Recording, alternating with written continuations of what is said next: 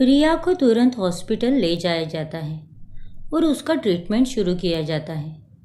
Hospital में पार्थ, मोहन और Sayuri भी मौजूद होते हैं।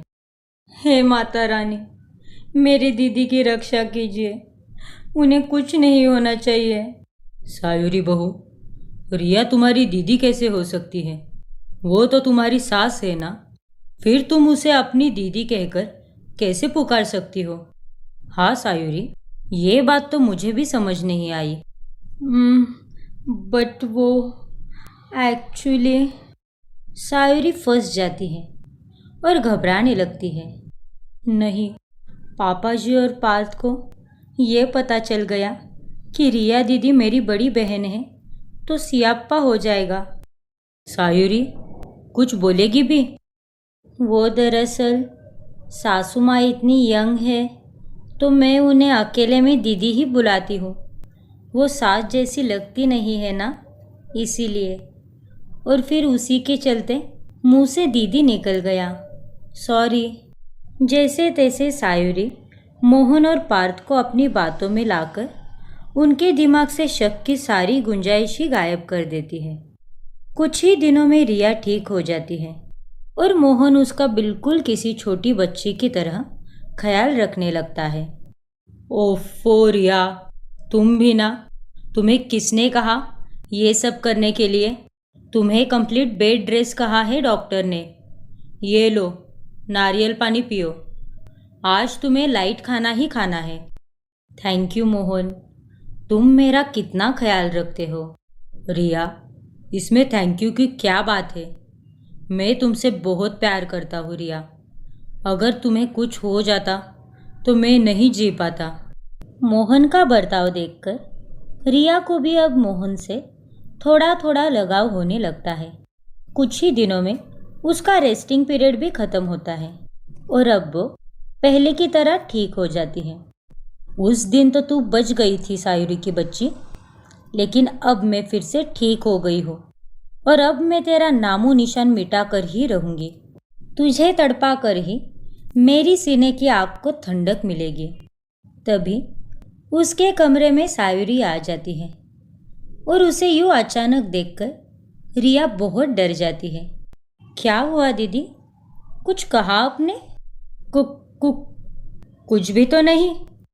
बाद में रिया सायुरी के सोफे पर एक नुकीला कैक्टस रख देती है, जिस पर जब सायुरी बैठती है तभी उसकी चीख निकल जाती है। नहीं, आ आ मर गई रे।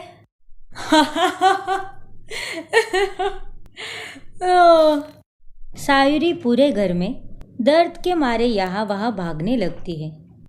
वही रिया ये सब देखकर जोर जोर से हंसने लगती है। ऐसे ही एक दिन अब इस सायुरी का काम तमाम करने का फाइनल टाइम आ गया है। अब मैं ऐसे प्लान को अंजाम देने वाली हूँ जिसके चलते सायुरी ये घर छोड़कर भी भाग जाएगी और अपनी जान भी दे देगी और मुझे उसे मारने की ज़रूरत भी नहीं पड़ेगी। उसी रात मोहन और पार्थ दोनों बिजनेस ट्रिप पर गए होते हैं। सायुरी अपने कमरे में सोई होती है। तभी रिया सफ़ेद साड़ी पहनकर, मुंह पर दुनिया भर का पाउडर थोपकर, बालों को आगे की तरफ खुला रखकर और हाथों में मोमबत्ती लेकर और पायल की छम छम आवाज़ के साथ सायुरी के कमरे में चली आती है।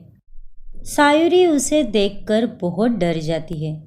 भूत, बचाओ, मम्मी, ओ माय गॉड। हे हे हे हे हे हे हे हे। तुझे मैं आज यहाँ पर चेतावनी देने आई हूँ। तेरी राशि ऐसी है जिसके कारण मैं यहाँ चैन से नहीं रह पा रही हूँ। अगर तू चाहती है कि मैं तेरी पति, तेरी बहन और तेरे ससुर को ना मारूं, तो फिर तुझे यहाँ से जाना होगा और आत्महत्या करनी होगी। तुझे मरना होगा, वरना मैं तेरे परिवार को मार दूंगी और तेरे बुआ और फूफा, नंदा और बलदेव को भी नहीं छोड़ूंगी। सबके सिर में स्ट्रॉ घुसाकर सबके खून पी जाऊंगी। नहीं, नहीं, ऐसा मत करो। मैं तुम्हारे सामने हाथ जोड़ती हूँ चुड़ैल जी। ठीक है, अगर मेरे मरने में ही मेरे परिवार की भलाई है तो मैं मरने के लिए तैयार हूँ। हा हा हा, शाबाश। चल, अभी के अभी जाकर मर, अपनी जान दे दे। और अगर ऐसे ही वापस आई तो मैं तेरे परिवार को नहीं छोड़ूंगी। बेचारी सायुरी बंगले के बाहर निकलकर कुएं में कूदने जाती है, लेकिन तभी उसे पार्थ रोक देता है। सायुरी! सायुरी बच जाती है। पार्थ और मोहन की बिजनेस ट्रिप आखिरी मोमेंट पर कैंसिल हो चुकी थी, इसीलिए वो दोनों घर वापस आ जाते हैं। तभी सायुरी देखती है कि रिया अपने कमरे की खिड़की से ये सब देख रही होती है और वो सफ़ेद साड़ी में होती है। तो इसका मतलब रिया दीदी ने चुड़ैल बनकर, छी, दीदी ने मुझे परेशान करने के लिए, मुझे बर्बाद करने के लिए इतना सब किया। मुझे तो घिन आ रही है उन्हें अपनी दीदी कहते हुए भी। सायुरी के मन को बहुत ठेस लगती है, लेकिन वो उसके बावजूद भी रिया से कुछ नहीं कहती। एक दिन जब रिया घर में अकेली होती है, तभी कुछ गुंडे घर में आ जाते हैं और वो सब कुछ लूटने लगते हैं और रिया को गन पॉइंट पर रखा जाता है। छोड़ो, छोड़ो मुझे। ये तुम लोग क्या कर रहे हो? छोड़ो, प्लीज ऐसा मत करो, छोड़ो। अरे चुप हो जा और अपने मुंह पर ताला लगा, वरना यही उड़ा दूंगा तुझे। वो लोग सब कुछ लूट लेते हैं। बॉस, अब जब इतनी सुंदर अप्सरा हमारे सामने खड़ी है तो हम इस मौके को ऐसे कैसे अपने हाथ से जाने दें? अरे हाँ यार, थोड़ा सा मज़ा, थोड़ा सा रोमांस तो हम करके ही रहेंगे। नहीं, दूर हो जाओ, दूर हो जाओ मुझसे। वो गुंडे रिया को छेड़ने लगते हैं। तभी उतने में वहाँ पर सायुरी आती है और बाम्बू से उन दोनों का सिर फोड़ने लगती है और उन्हें पुलिस के हवाले कर देती है। रिया सायुरी के गले लग जाती है और उसे कसकर पकड़कर रोने लगती है। सायुरी दीदी, आप ठीक तो हो ना दीदी? हाँ बहना, मैं ठीक हूँ।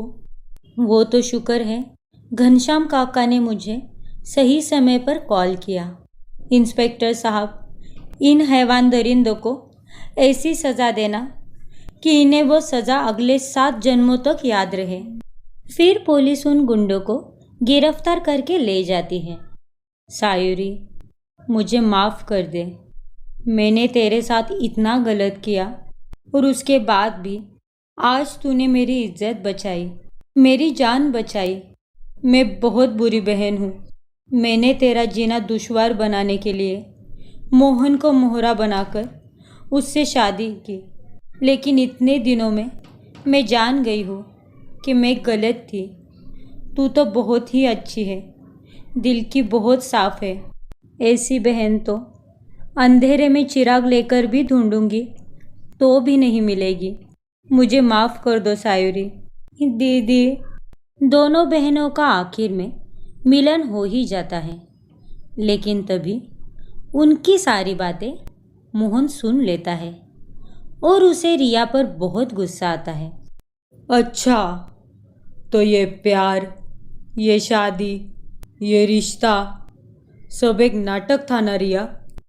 मोहन को अचानक से वहाँ पर देखकर रिया और सायुरी बहुत घबरा जाते हैं और अब रिया के साथ क्या होने वाला था उसका उसे कोई अंदाज़ा भी नहीं था। आगे की कहानी देखने के लिए अगला एपिसोड देखना ना भूलें और हमारा चैनल अभी सब्सक्राइब कीजिए और बेल आइकॉन दबाना ना भूलें।